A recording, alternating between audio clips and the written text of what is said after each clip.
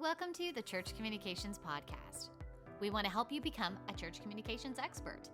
We understand it's a challenging and ever-changing role because we worked in the church too, which is why we built a community of over 30,000 church leaders that are ready to support and cheer you on. Your hosts for the show are Katie Allred, Kenny Jahng, with special guest host from the Church Communications team. They're here to help you and equip you to better reach your community. We'll talk shop with practitioners, professionals, and communications experts about what's working, what's not, and what's next.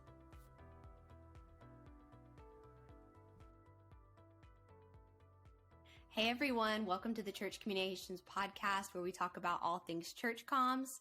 And before we dive in today, before we get started, I want to remind you all about our upcoming mental health event, the Thrive and Cultivate Summit. We'll be hearing from over 30 mental health advocates, licensed practitioners, church leaders, and they'll all be sharing helpful insight with churches on how you can normalize mental health conversations, have mental health conversations within your community and congregation. This event is completely virtual. It will be completely free to watch on May 11th and 12th, so be sure to check that out at thriveandcultivate.com. And today on the podcast, we are so excited to have Eliza with us. Eliza and her husband, Ken, live in the Washington, D.C. area. They have 3 adult children and a daughter-in-law. She is a licensed clinical professional counselor and a biblical counselor. She seeks to help Christians and churches better understand that the struggles and suffering people face are best addressed in light of the whole person, which includes their spiritual, emotional, physical, and relational life. And I could not agree more. Eliza, thank you so much for being with me today. I'm so glad to be here. And I just have to say, I'm so glad we're having this conversation, but you're doing this conference. I think it's going to be so helpful for so many people. Yes, we think so too. We're super excited about it. I can't wait to see everything that comes from it. We're really, really looking forward to it. And it's very much in line with what we are talking about today. We're talking about something that is so important. We're going to be talking about 4 characteristics of a healthy ministry worker. We know that it's not an easy job. It's pretty tough. It can be tough out there sometimes to work in a church, especially in the communications department. So Eliza is going to share some things that emotionally healthy ministry workers do. But before we get into that, could you maybe share with us some warning signs of a burned out ministry worker, or maybe just some of the red flags that people may need to be aware of? Ooh, that's such a good question. Yeah.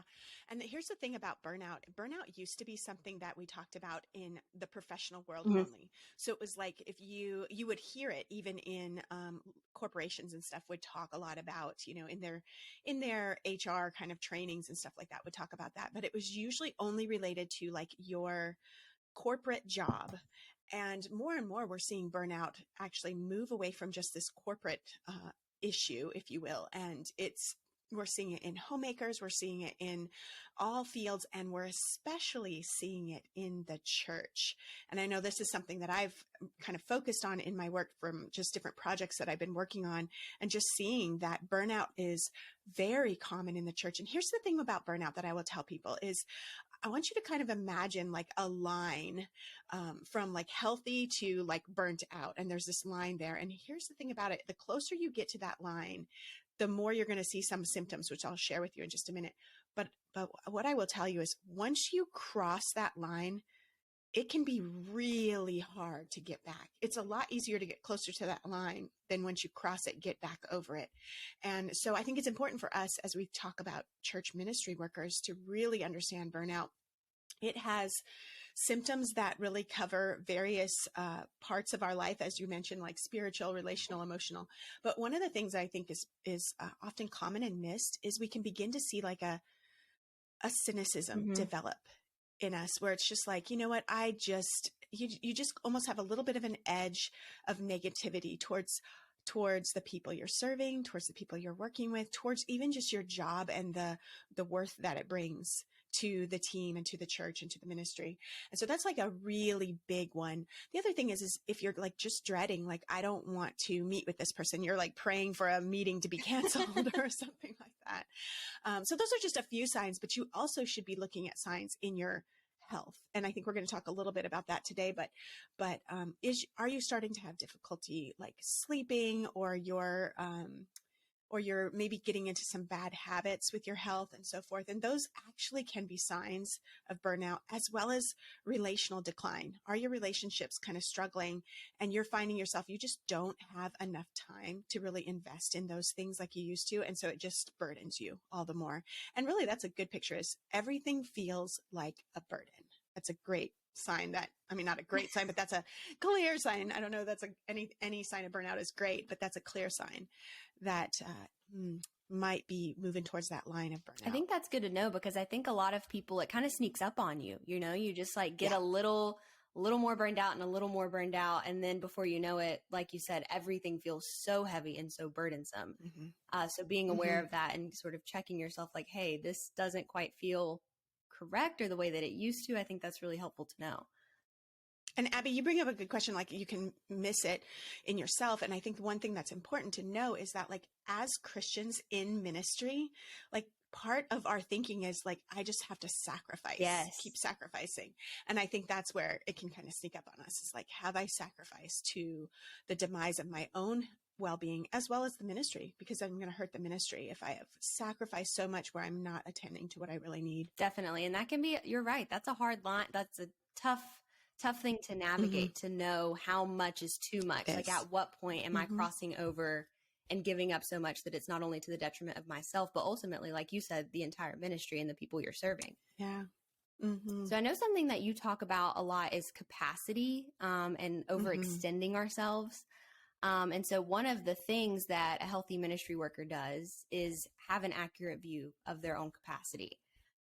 How do we figure that out? How do we learn what our personal healthy capacity is? Because I think we think it should be the same as every other person around us, or the same as the person we look up to. How do we define what our capacity is and what healthy looks like for us? Oh, that's such a good question. And I love how you set it up, is like we tend to kind of reach towards other people's. And if I could just share with you a little bit about what kind of got me into even talking about this, I wrote a book called The Whole Life with a colleague of mine. And the reason why I wrote it, it's 52 weeks of biblical self-care. But the reason why I wrote it was because I was seeing burnout in my ministry where I was working at the time. And one of the things that I know about myself is that my capacity, I've been told, and I think it's probably true, I have a fairly large capacity. I tease all the time. My husband and I are very different. So I tease, I'm like, I like to juggle, and he just likes to play catch, one ball at a time, just back and forth. But I'm like, give me another one. I'll do one more. And so for me, I like to do a lot of things. And so for a person with a high capacity, I have to actually be careful, because I can say yes so easily. Well, when I decided to write this book, I knew that if I wrote this book, it would help about maybe 30%, maybe, or 25% of people. And everybody else would probably be exhausted by it because it's just too much, So I chose a co-author who had a very different capacity than me. Her name's Esther Smith, and she deals with chronic illness. But she's in ministry. And so she has to say no a lot just to simply take care of herself. And she taught me a lot as we wrote this book, of just recognizing exactly what you said. My capacity is my capacity, and I don't want to impose it on somebody else. But I also need to know, like for her, she has to say no because of her health and to keep those parameters. But she has to actually say, okay, when should I actually say yes? Because saying no feels like just kind of the thing I need to do a lot. I'm the opposite. When do I need to say no? Because saying yes is so common. So I think one thing is, have other people in your life who don't operate at the same level as you, and don't try to change them, and don't try to be them, but learn from them. I learned so much from working with somebody who had a very different capacity than me. So that's one way you can do it, is like surround yourself with other people who have a different capacity than you. But I think in light of that, other people can also speak into your life as well as to, hey, it feels like you're saying yes to so much that maybe everything is just getting a little bit of your attention. And we know that. We know when we're doing that. But sometimes it helps to have, other people in our lives to even ask, like, how do you think I'm doing in managing my schedule? Can be one good way to look at it. But I think whether you have a large capacity or you have a smaller capacity, which is fine. You need to be just very aware of like when you're pushing it too far, or when you're kind of giving yourself a pass a little bit more than you should, because it works the other way around as well. Yeah, definitely. Do you have any like tips on like how to communicate with maybe your boss or your pastor or your team, saying like, hey, like I'm at capacity, you know, because that happens oftentimes in ministry. People are doing lots of different jobs, lots of different things, and taking on lots of different tasks. What is a good way to maybe communicate, hey, like Yeah. I'm maxed out. If I take on any more, like I'm treading that line, like I'm going to get burned out. So recognizing it in yourself is one thing. How do you tell your team, your boss, your pastor? Right. Yeah. So I think it's important for us to kind of think through that as a, you know, if you're your boss or your ministry lead, like you want to be able to align with their vision and their mission and what they're doing and stuff. And so if your boss comes to you, or if your ministry lead comes to you and says, hey, this is what we need to do, and it's going to require more participation on your part in this area or whatever, and you're already feeling like filled to the top with responsibility, that's where, you know, and part of it is we have to be okay not feeling shameful or guilty that we have a capacity. It's called being human. It's not sinful to have a capacity limit. In fact, the Lord created us, designed us with limitations so that we depend on him, so that we don't think we're this superpower that can do everything. But I think the thing is that we still want to recognize, like, okay, this is our lead, this is our boss, and they have a vision that we're trying to, you know, align with and support. So I think it is important to be able to reframe the way you say things and just saying, hey, yes, I want to do that, but my yes will mean a no somewhere else. So as I say yes to this, are you okay if it means this area I have to push pause on, whatever that area is, you know, and you would have to kind of think through what are some things, and you might not want to even push pause on them, but you're really modeling in a sense, like, I want to be all in with this in a way that's going to be helpful for this new task that you're adding to my plate. In order to do that, I need to say no to something else. And that is so hard for us. We just, I should say that's really hard for me. I'm just being honest, because I just want to say yes and be like, yeah, I want to be a part of this.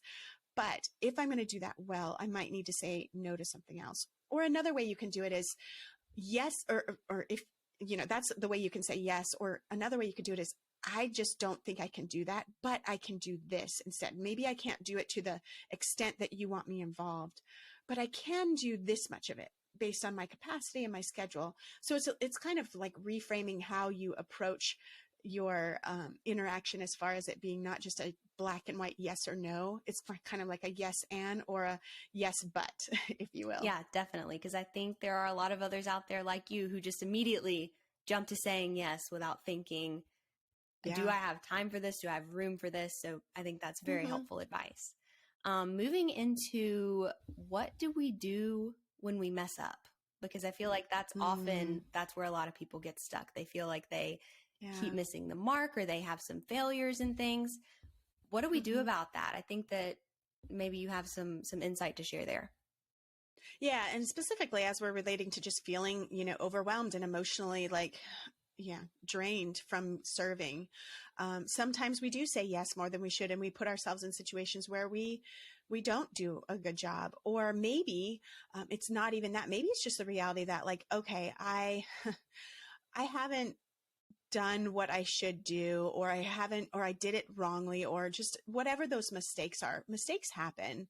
And I think it's important for us to recognize, like, everybody makes mistakes, and you want to fight against this defeatist mentality of, this is all there is about me now, you know. And so taking it, sometimes it might mean, you know, repentance or some kind of apology or fixing in some way. But if we continue to dwell on our mistakes or the mistakes of others, that tears down our emotional health. And we're kind of talking about emotional health here is, okay, how do I become an emotionally healthy ministry worker? Well, instead of replaying my mistakes over and over and beating myself up and feeling like, why am I even here? You recognize, like, okay, the Lord knows my weaknesses. The Lord knows what how I maybe didn't do what I should have done here. And he can even redeem those as he grows me and shapes me into a more effective worker, instead of making it become like your main identity. So I think that's probably the key in there, is don't obsess over failures. Recognize that they're there. We want to own them, but don't obsess over them. I could not agree more. I think you're so right. And I also want to note that you kind of touched on this earlier. Having people around you is so key. Yeah. And I think that's true in this situation as well. So that you have people who you're able, like you said, to own it and take the responsibility, but to also have someone just say like, hey, you're a person, things happen, Exactly. you know, that community element is so important. We talk about that a lot. So isolation is not what we want. No, absolutely. Yeah. So I want to touch on like where we find our value. And I think this relates to that, like that failure piece a little bit as well. I think it's very tempting to look at the culture of the world, but also even the Sunday church culture, the stats and like, what did last Sunday look like? How many, new programs are we running? Like all of that kind of stuff. And that's where we draw our entire identity is like in that career, but it's a little bit tricky because if your career is ministry, those get like really entangled and that can just get a little bit, a little dicey. So I don't know if you have any insight there on remembering why we're doing what we're doing, who we're doing it for, and how that relates to staying healthy, serving in ministry. Yeah.